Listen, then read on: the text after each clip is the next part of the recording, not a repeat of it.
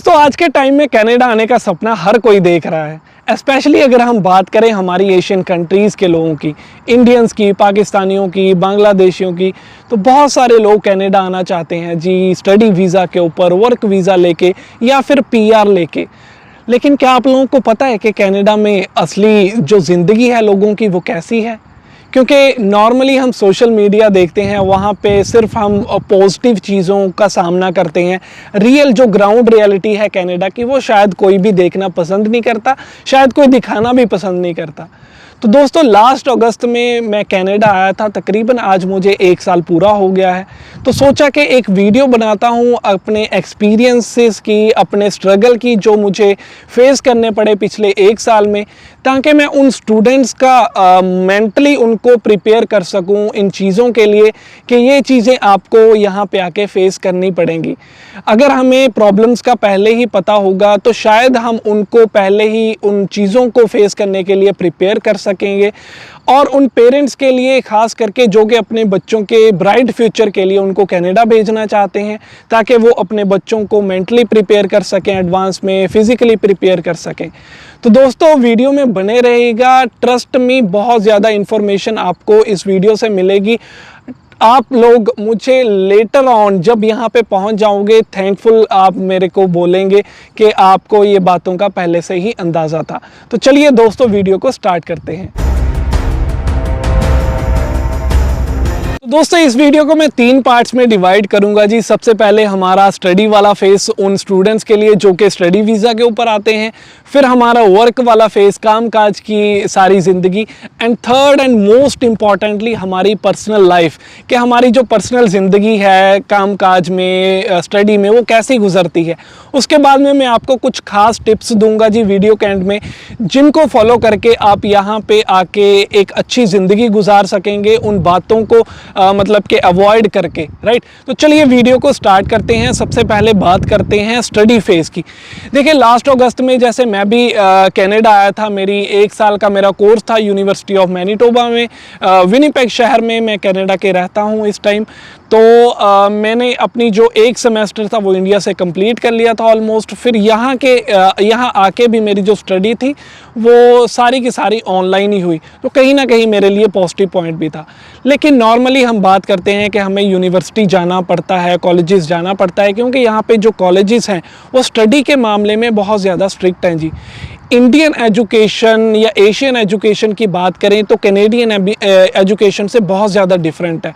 India में बच्चे क्या करते हैं जी कि असाइनमेंट एक किसी ने बना ली तो वही हम लोग कॉपी करके सबमिट कर देते हैं, चल जाती है वो। वैसे एग्ज़ाम की बारी आती है, 1-2 दिन पहले पढ़ते हैं तो कहीं ना कहीं पासिंग मार्क्स लेके 33% 35% पासिंग मार्क्स होते हैं तो पास हो जाते हैं। यहाँ पे 60% मार्क्स वाला जी पास माना जाता है। 60% से नीचे अगर आपके 59 भी आ गए तो आपको कोर्स रिपीट करना पड़ेगा।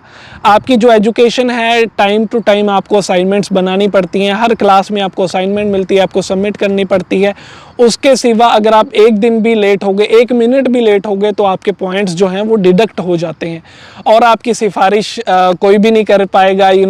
सारी की सारी चीज़ें कनाडा में डिफरेंट है। स्टडी में आपको बहुत सारा जो स्ट्रगल है वो करना पड़ता है जी। सबसे टफेस्ट जो फेज़ है वो माना जाता है हमारी पीआर तक के रास्ते में, पीआर तक के सफ़र में। स्टडी में आपको बहुत सारी चीज़ें जो हैं वो मैनेज करनी पड़ती हैं। आपकी स्टडी के लिए आपको कॉलेज जाना पड़ता है, यूनिवर्सिटी जाना पड़ता है, आपको फिर गाड़ियाँ तो होती नहीं हमारे पास, राइट। मिडिल क्लास फैमिली से हम लोग आते हैं तो हमें कहीं ना कहीं बस में सफ़र करना पड़ता है जी स्टार्टिंग के डेज़ में। तो अगर हमें कहीं 5-10 किलोमीटर में भी जाना है तो एटलीस्ट उसमें आप मान के चलिए कि आपको 1 घंटा चाहिए बस में वहाँ पे पहुँचने के लिए। साइड में अगर आपके पास गाड़ी है वो 10 मिनट की ड्राइव होती है, लेकिन उसी जगह को पहुँचने के लिए आपको एटलीस्ट पौना घंटा 1 घंटा लग जाता है। तो वो भी एक स्ट्रगल का पार्ट है जी कि आपको बस स्टॉप पे वेट करना है और फिर बस चेंज करनी है, फिर जाना है, ये सारी चीज़ें। फिर आपको ग्रॉसरी करनी है जी। अगर आपको खाना बनाना है खुद के लिए तो आपको ग्रॉसरी वगैरह करने के लिए जाना है, या फिर ऐसा तो हमारी तरह बाज़ार तो यहाँ पे है नहीं कि हर गली की नुक्कड़ पे कोई फोटोस्टेट की दुकान आ गई, कोई किराने की दुकान आ गई, कोई खाने पीने के लिए ले, ऐसा बिल्कुल भी नहीं है। आपको कहीं ना कहीं एक स्पेशल कम्प्लेक्स में जाना पड़ता है, शॉपिंग मॉल में जाना पड़ता है, तो वो भी एक स्ट्रगल का पार्ट होता है जी। फिर आपको अपने कपड़े धोने हैं, लॉन्ड्री करनी है, चलो वो तो जहाँ पे आप रहते हैं वहीं पे हो जाती हैं, अपार्टमेंट हो या फिर घर हो, लेकिन वो भी आपका जो टाइम है वो आपको देना पड़ता है उस चीज़ के लिए। स्टडी के टाइम में एक मोस्ट इम्पॉर्टेंट चीज़ रहती है जी आपका खाना। देखिए बहुत सारे मेरे ऐसे दोस्त कनाडा आते हैं जिनको खाना बनाना नहीं आता। ट्रस्ट मी बहुत ज़्यादा मुश्किल होती है स्टार्टिंग के डेज़ में आप लोगों को। यहाँ पे आके सीख तो नहीं सकते देखिए आप जल्दी जल्दी कि चलो कनाडा पहुँच गए फिर खाना बनाएंगे, ऐसा करेंगे, राइट। अगर आपको खाना बनाना नहीं आता तो सीख के आइए, मस्ट रिकमेंडेड। अदरवाइज ऐसा भी नहीं है कि आपके पास ऑप्शंस नहीं हैं, ऑप्शंस बहुत सारी मिल जाती हैं। जैसे कि हमारी कुछ इंडियन फैमिलीज़ होती हैं, पाकिस्तानी फैमिलीज़ होती हैं, वो घर से आपको टिफ़िन सर्विस का जो मतलब के काम है वो करते हैं, वो आपको घर जैसा ही खाना प्रोवाइड करवा देते हैं कहीं ना कहीं। लेकिन वही है ना कि या तो आप एक पैसे बचा सकते हैं, पैसे सेव कर सकते हैं अगर खुद कुकिंग करेंगे, खुद से बनाएंगे, अपने टेस्ट के अकॉर्डिंगली बनाएंगे, वहाँ से आपको वही रिपीट में वही खाना खाना पड़ेगा। शायद आप उसको थोड़े टाइम के बाद में मतलब कि अक जाओ कि नहीं भाई अब नहीं खाया जाता, राइट। तो खाना बनाना ज़रूर सीख के आइए जी। तो वो भी एक पार्ट होता है क्योंकि आपको सुबह जल्दी काम पे जाना होता है या फिर कॉलेज के लिए जाना होता है, फिर आपको रात को प्रिपेयर करना है खुद के लिए खाना वाना बनाना, तो वो भी आपका जो 1-1.5-2 घंटे हैं वो भी आपको खुद के लिए निकालने पड़ते हैं। इसके बाद में जी जॉब सर्चिंग, क्योंकि कनाडा आते ही हम लोग कहीं ना कहीं काम करने के लिए हैं, मेंटली पीछे से ही प्रिपेयर हो के आते हैं कि स्टडी थोड़ा सा साइड पे रख देंगे लेकिन काम ज़्यादा ज़रूरी है। कहीं ना कहीं ये गलत अप्रोच भी है। ट्रस्ट मी, अगर आप एक अच्छी एजुकेशन, कैनेडियन एजुकेशन ले लेते हैं तो आपको एक अच्छी जॉब जो मिलने का चांसेस हैं वो बहुत ज़्यादा ब्राइट हो जाते हैं। कहीं ना कहीं जो कैनेडियन कंपनीज़ हैं वो इंडिया के एक्सपीरियंस को, पाकिस्तान के एक्सपीरियंस को इनवैलिड सा मानती हैं, क्योंकि पता ही है सब लोगों को कि वहाँ पे कुछ ना कुछ फ्रॉड करके, कुछ ना कुछ हेरा फेरी करके ये लोग एक्सपीरियंस बनवा लेते हैं। It's a ground reality, right. तो आपको जॉब सर्च करनी है जी, तो जॉब सर्च आप कैसे करते हैं? नॉर्मली लोग ऑनलाइन पोर्टल्स भी हैं, ऑनलाइन वेबसाइट पे जाके भी आप अपना रेज्यूमे ड्रॉप कर सकते हैं, या फिर आपको जो मतलब कि रेज्यूमे प्रिंट करवाने पड़ते हैं एक स्पेशली जगह पे जाके, फिर आप वो अलग अलग कम्प्लेक्स में जाके, अलग अलग शॉप्स पे जाके, रेस्टोरेंट पे जाके उनसे पूछ सकते हैं, मैनेजर्स वगैरह से, ओनर्स वगैरह से बात कर सकते हैं कि अगर उनके पास कोई वैकेंसी वगैरह है। इस टाइप से आप जॉब ढूंढ सकते हैं। तो ये सारे का सारा एक छोटा सा ओवरव्यू था जी कि आपको क्या क्या चीज़ों को मैनेज करना पड़ता है अपनी स्टूडेंट लाइफ में। आपको कॉलेज जाना है, यूनिवर्सिटी जाना है, जहाँ भी आप पढ़ रहे हो, फिर असाइनमेंट्स आपको प्रिपेयर करनी है टाइम टू टाइम, फिर आपको खुद की जो आपकी फूड वाला काम हो गया, खाना वगैरह बनाना है वो करना है, फिर आपको काम पे जाना है, आना है, वो सारी की सारी चीज़ें आपको खुद से मैनेज करनी है। कहीं ना कहीं बहुत ज़्यादा टफ हो जाता है स्टार्टिंग के दिनों में। और इसके बाद में चलिए मान के चलते हैं आपकी स्टडी कंप्लीट हो गई, अब एक स्टेप आप फर्दर ले चुके हैं, एक स्टेप आप हायर पहुंच चुके हैं, वर्क वीज़ा के ऊपर आप आ गए हैं। यहाँ पे जी सबसे बड़ी जो ट्रांजिशन होती है वो ये होती है कि आपके ऊपर जो 20 घंटे वाली वर्क वाली जो कैप होती है वो ख़त्म हो जाती है। इस स्टेज में आके आप कितना भी काम करना चाहें आप कर सकते हैं, कोई भी आपको रोक नहीं सकता लीगली वे में, राइट। इसके बाद में बहुत सारे लोग ऐसे होते हैं जो बस से कार का सफ़र तय कर लेते हैं कि पहले आप स्टडी लाइफ में बस में धक्के खा रहे थे, अब आप कोई ना कोई थोड़े बहुत पैसे जमा करके कार ले लेते हैं, तो ये भी आपके लिए एक बहुत बड़ी सहूलत हो जाती है जी। इसके बाद में आप जब 20 घंटे काम कर रहे थे तो आप इतने पैसे कमा सकते हैं जी। यहाँ पे मैं मोस्टली सिटीज़ की बात कर रहा हूँ जो कनाडा में है, कि आप अगर लीगली काम करते हैं पार्ट टाइम में तो इतने पैसे ही जमा हो पाते हैं कि आप खुद को मैनेज कर पाएँ। ऐसा नहीं है कि आप फ़ीस भी निकाल लेंगे, आप सेव करके घर पे भी भेज देंगे, ये सिर्फ हवा वाली बातें। हाँ, अगर आप इलीगली काम कर रहे हो, किसी के लिए कैश पे काम कर रहे हो, जो कि मैं बिल्कुल भी रिकमेंड नहीं करता, तो वो आपकी मर्ज़ी है, आप डिसीजन मेकर हैं उस चीज़ के लिए, राइट।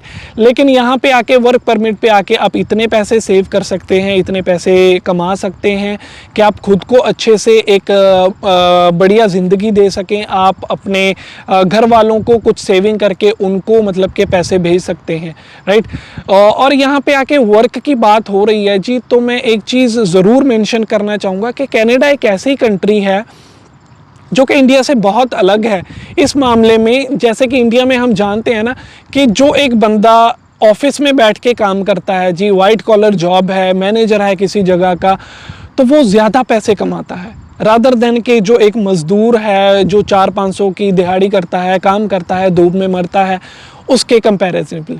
लेकिन यहाँ पे उल्टा है सिस्टम। जो बंदा काम कर रहा है आउटडोर में, ऐसे मतलब कि कोई लॉन की कटिंग कर रहा है, लेट्स से यहाँ पे पीछे है जैसे कि, या फिर कंस्ट्रक्शन साइट पे काम कर रहा है, चाहे वो लेबर की काम कर रहा है या फिर प्लम्बिंग का काम कर रहा है, कारपेंटर है, बस ड्राइवर है, जो भी ऐसे काम हैं वो लोग ज़्यादा पैसे कमाते हैं एज़ कम्पेयर टू उन लोगों के जो कि ऑफिस में बैठ के टिक टिक टिक टिक करते हैं या फिर कोई भी मतलब के रिटेल वाले काम करते हैं। इन लोगों से स्किल्ड वर्कर जो हैं, हम उन लोगों को जो भी हाथ से हुनर वाला जो काम करते हैं उन लोगों को स्किल्ड वर्कर बोलते हैं, तो वो लोग ज़्यादा पैसे कमाते हैं। तो ये बात मैं आपको इसलिए बता रहा हूँ जी कि जो भी स्टूडेंट लोग या फिर वर्क परमिट वाले लोग यहाँ पे आना चाहते हैं वो कुछ ना कुछ ज़रूर सीख के आएँ। जो भी आपके इंटरेस्ट में हो, जो भी आपको काम अच्छा लगता हो, जो भी काम आपको लगे कि वहाँ पे जाके इस चीज़ की जो डिमांड है वो अच्छी हो सकती है। देखिए, एक सीरीज़ मैंने वीडियो की सीरीज़ ऑलरेडी मैंने स्टार्ट कर दी है जिसमें बहुत सारे लोगों के इंटरव्यूज़ हम लोग करेंगे कि जिससे आपको आइडिया हो जाए कि लोग कैसा कैसा काम करते हैं, कैसे हम वो जॉब्स ढूंढ सकते हैं या फिर कितने पैसे हम वो जॉब्स करके कमा सकते हैं। तो उस वीडियो को जानने के लिए भी, वो वीडियोस देखने के लिए भी आप चैनल को सब्सक्राइब वगैरह कर के रखें, बहुत ज़्यादा आपको उस चीज़ के लिए फ़ायदा होगा। इसके बाद में जी आपको एक चीज़ बताना चाहूँगा कि आपको एक अच्छा एम्प्लॉय ढूंढना बहुत ज़्यादा ज़रूरी है कनाडा में। कहीं ना कहीं जो हमारी एशियन कम्युनिटी के लोग हैं, मैं किसी को डायरेक्टली टारगेट नहीं कर रहा, लेकिन वो बहुत ज़्यादा कई बार रूडली बिहेव करते हैं स्टूडेंट्स के साथ में। आपको बहुत सारी स्टोरीज़ सुनने को मिलेंगी, हमें तो यहाँ देखने को मिल ही जाती हैं नॉर्मली केसेस में, कि वो लोगों को टॉर्चर करते हैं, कम पैसे दे के उनसे ज़्यादा काम करवाते हैं या फिर उनकी पीआर में हेल्प टाइमली नहीं करते। देखिए, एक अच्छा एम्प्लॉयर आपको आसानी से पीआर दिलवा सकता है, क्योंकि बिना एम्प्लॉयर के, बिना आपके कोई बॉस के आप पीआर नहीं ले सकते। आपको कहीं ना कहीं जॉब करनी पड़ेगी। अगर वो स्मूथली आपको सारे का सारे प्रोसेस में हेल्प कर देगा, आपको टाइमली पैसे मिल रहे हैं, तो इससे ज़्यादा बेहतर आपके लिए कनाडा में कुछ भी नहीं है। लेकिन अगर वहीं कोई ऐसा वैसा एम्प्लॉयर आपको मिल गया तो वो आपको बहुत ज़्यादा हरास करेगा, वो आपको मेंटली टॉर्चर करेगा, वो आपके शायद पैसे भी दबा ले। बहुत सारी स्टोरीज़ आपने सुनी होंगी, वो लोग पैसे मार लेते हैं जी, लोग टाइमली मतलब कि बच्चों की जो उनके डिज़र्विंग पेमेंट होती है वो उनको नहीं देते, जो वो डिज़र्व करते हैं, डॉक्यूमेंटेशन जो उनको पीआर के लिए चाहिए होते हैं, या बहुत लोगों को अपने स्पाउस को स्पॉन्सर करना होता है, वहाँ पे एम्प्लॉयर की ज़रूरत पड़ती है, वो लोग वहाँ पे हेल्प नहीं करते। तो कहने का मतलब है, एक अच्छा एम्प्लॉय ढूंढना आपके लिए उतना ही ज़रूरी है जितना कि कनाडा आके सेटल होना, क्योंकि एम्प्लॉयर बहुत ज़्यादा बड़ा रोल प्ले करता है आपका उसके लिए। तो जब भी आप जॉब ढूंढें, एक अच्छा एम्प्लॉय ढूंढें, उनसे बात करें, एक अच्छा नेटवर्क बिल्ड करें, एक अच्छा रिलेशन बनाने की कोशिश करें वहाँ पे। तो ये था जी एक हमारा स्टडी वाला फेज़ हो गया, फिर आपका वर्क वाला फेज़ हो गया। थर्ड पार्ट आता है जी पर्सनल लाइफ। जितना बोला जाए इस टॉपिक पे उतना कम है, ट्रस्ट मी। एक चीज़ मैं यहाँ पे बता दूं कि लोगों की जो ज़िंदगियाँ हैं वो बहुत ज़्यादा बिजी हैं। कहीं ना कहीं यही एक इकलौता रीज़न भी हो सकता है कि हमारे जो लोग इंडिया में बैठ के अपने बच्चों को अपने रिश्तेदारों के पास भेजते हैं, या फिर बच्चे जो अपने दोस्तों के पास आते हैं, वो बहुत ज़्यादा हाई एक्सपेक्टेशंस लेके आते हैं कि हमारे तो दोस्त हैं जी वहाँ पे, हमें तो कोई चक्कर ही नहीं होगा, हमारे तो रिश्तेदार बैठे हैं जी, घर वाले बोलते हैं, पेरेंट्स बोलते हैं, हमारे ख़ास दोस्त हैं, हमारे रिलेटिव हैं, तो कोई बच्चों को प्रॉब्लम नहीं आएगी। कहीं ना कहीं जब यहाँ पे आपके बच्चे पहुँच जाते हैं, वो चीज़ों का जो आप उनको दिमाग में डाल के भेजते हो, जब वो फेस नहीं करते हैं, वो चीज़ें उनको नहीं देखने को मिलती हैं, तो वो हर्ट होते हैं। तो पहली बात ये मैं बोलना चाहता हूँ कि लोगों की जो ज़िंदगी है जी वो बहुत बिजी है। बहुत सारे लोग सुबह काम करते हैं, बहुत सारे रात को काम करते हैं। कनाडा 24 घंटे वर्क करता है जी। तो लोगों के पास तो खुद के लिए टाइम नहीं है, खुद की फैमिलीज़ के लिए इतना ज़्यादा टाइम नहीं है, तो आपके बच्चों को वो कैसे टाइम देंगे, राइट। तो कहीं ना कहीं वो, अगर आप एक्सपेक्टेशंस वो कम कर दें या लिमिट तक रख के यहाँ पे आएँ, तो आप भी कम हर्ट होंगे, आपके बच्चे भी कम हर्ट होंगे। ये ग्राउंड रियलिटी है। फिर आप बोलते हो, बहुत सारे लोग कहते हैं जी कि हमारे साथ ऐसा हुआ, हमारे रिश्तेदारों ने तो हमें अच्छा रिस्पांस नहीं दिया, वो तो हमारी तो वहाँ पे पूछ-गीछ नहीं है। ऐसी सी बातें मतलब कि नॉर्मली चलती रहती हैं। तो लोगों की ज़िंदगी बहुत बिजी है जी।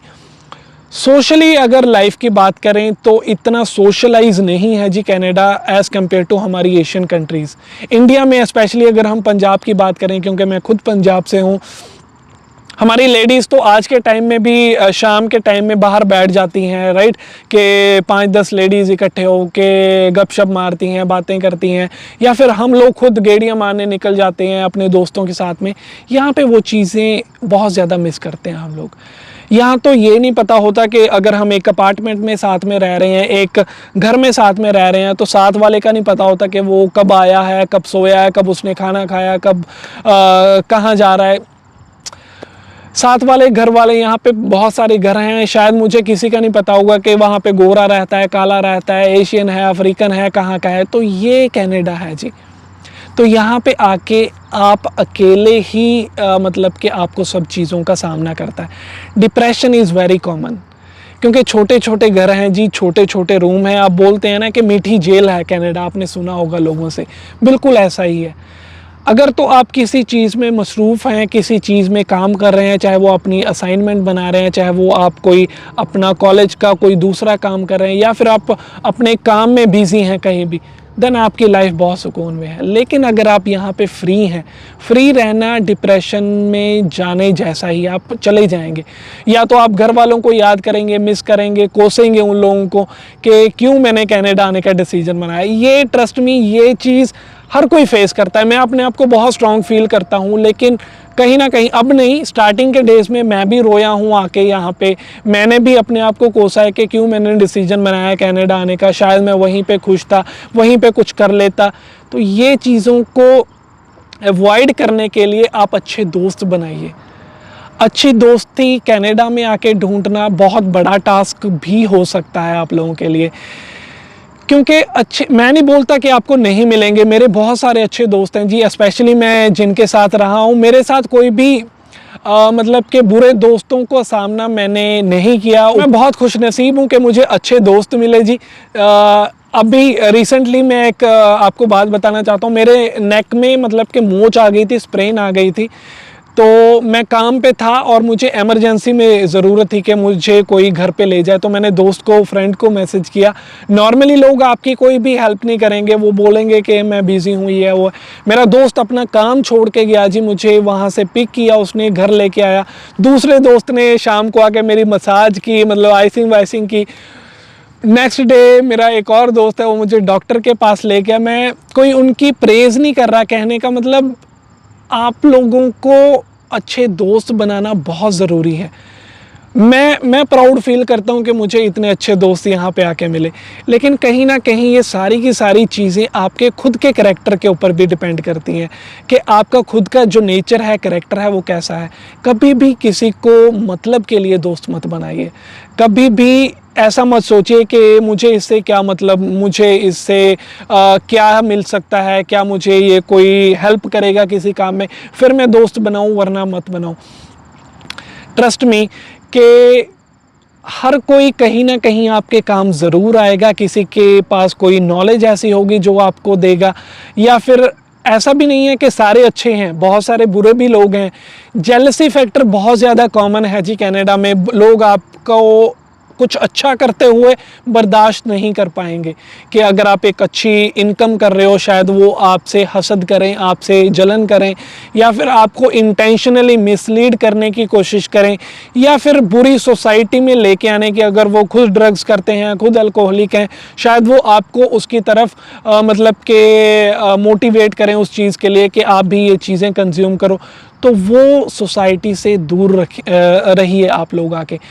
देखिए, हम लोग नॉर्मली मिडिल क्लास फैमिली से आते हैं। हम लोगों के पास इतना एक्स्ट्रा पैसा नहीं होता कि अगर यहाँ पे कुछ नहीं करेंगे तो वापस चले जाएंगे, राइट। हमारे पेरेंट्स बहुत ज़्यादा, हमारे रिश्तेदार हेल्प करके हमें यहाँ पे भेजते हैं जी। कहीं ना कहीं हमें उन चीज़ों को मद्देनज़र रखते हुए चीज़ों पे फोकस करना है, अपनी स्टडी अच्छे से करनी है, वर्क अच्छे से करना है, ताकि हम खुद की लाइफ भी संवार सकें और अपने घर वालों को भी एक बेहतरीन ज़िंदगी दे सकें, राइट। तो एक अच्छी सोसाइटी यहाँ पे आके चूज़ करना इज़ मस्ट थिंग। वो वो सारी की सारी चीज़ों से आप बच के रहिए। और एंड में मैं कुछ टिप्स देना चाहूँगा जी। सबसे पहले तो आप खाना वगैरह सीख के आइए, क्योंकि अगर आपको खुद का खाना बनाना आता है, आप बहुत सारे पैसे सेव कर सकेंगे। अगर आपको बाहर से खाने की आदत हो गई ना, तो ट्रस्ट मी आप कंगाल हो जाएंगे कनाडा में आके। देखिए, अगर आपको एक पिज़्ज़ा भी खाना है, एक वन टाइम का मील हम पिज़्ज़ा बोलते हैं, राइट, एटलीस्ट $20-25 का आप लग जाएंगे। यानी कि आप अगर स्टडी टाइम पे हैं, 20 घंटे काम कर रहे हैं, तो 2-2.5 घंटे की जो आपकी कमाई है वो आपके एक टाइम के मील में निकल जाएगी। तो आप कैसे गुजारा करोगे जी अपने पूरे महीने का, राइट। रेंट वगैरह कैसे निकालोगे। खाना वगैरह सीख के आइए, बहुत ज़्यादा ज़रूरी है। उसके बाद में आप कोई ना कोई हुनर ज़रूर सीख के आइए, कोई ना कोई काम ज़रूर सीख के आइए, जो भी आपके इंटरेस्ट हो उसके अकॉर्डिंगली। और thirdly, most importantly, don't expect too much from anyone. कोई भी चीज़ किसी से एक्सपेक्ट मत कीजिए। ये चीज़ मत सोच के आइए कि मेरे वहाँ पे रिश्तेदार बैठे हैं, मेरे वहाँ पे दोस्त बैठे हैं, वो मेरी हेल्प करेंगे, वो मेरे लिए जॉब ढूंढ के देंगे, वो मेरे लिए खाना बनाएंगे। ट्रस्ट मी, कोई भी नहीं करेगा। स्टार्टिंग के डेज़ में शायद आपको थोड़ी बहुत हेल्प मिल जाए, अगर आपके जो भी चाहने वाले हैं वो बहुत ज़्यादा क्लोज़ हैं, लेकिन लंबे टाइम के लिए ये सीन बिल्कुल भी नहीं है। तो ये चीज़ें दिमाग से बिल्कुल निकाल के, ये जो करना है आपको ही करना है। Try to be one man army. आपको खुद से ही चीज़ों को मैनेज करना है, खाना बनाना है, असाइनमेंट करनी है, सारी की सारी चीज़ें जो भी मैंने वीडियो में बताई आपको ही करनी है।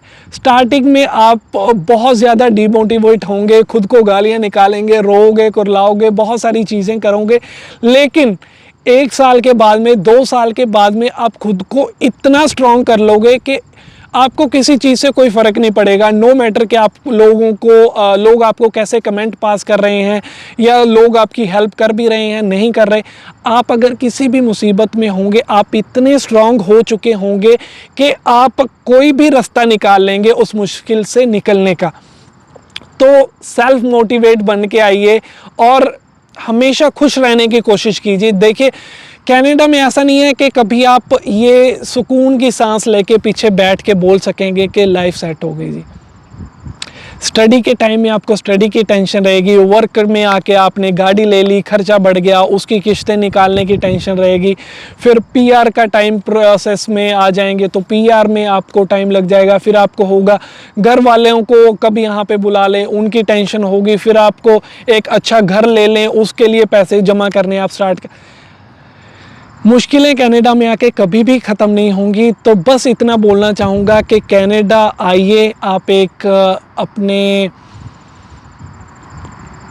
कनाडा बहुत बुरा नहीं है, बहुत अच्छा नहीं है। उन लोगों के लिए अच्छा है जो लोग स्ट्रगल करना जानते हैं जी, जो लोग पैसे कमाना जानते हैं, जो लोग सोफ़े पे बैठ के सिर्फ बातें करना नहीं जानते। बहुत अपॉर्चुनिटीज़ हैं, आप बहुत पैसे कमा सकते हो।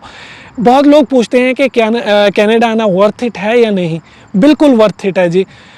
स्टार्टिंग का फेज़ आपको जो मैंने बताया, अगर आप उसको क्रॉस कर जाते हैं तो आप लाइफ अपनी भी बहुत खुशहाल बना सकते हैं, आपके जो पीछे आने वाली आपकी जनरेशन है उसके लिए बनाएंगे। आप अपने पेरेंट्स को एक हसीन ज़िंदगी दे सकते हैं, नो मैटर वो आपके साथ कनाडा में आके रहना चाहते हैं या फिर इंडिया पाकिस्तान में रहना चाहते हैं।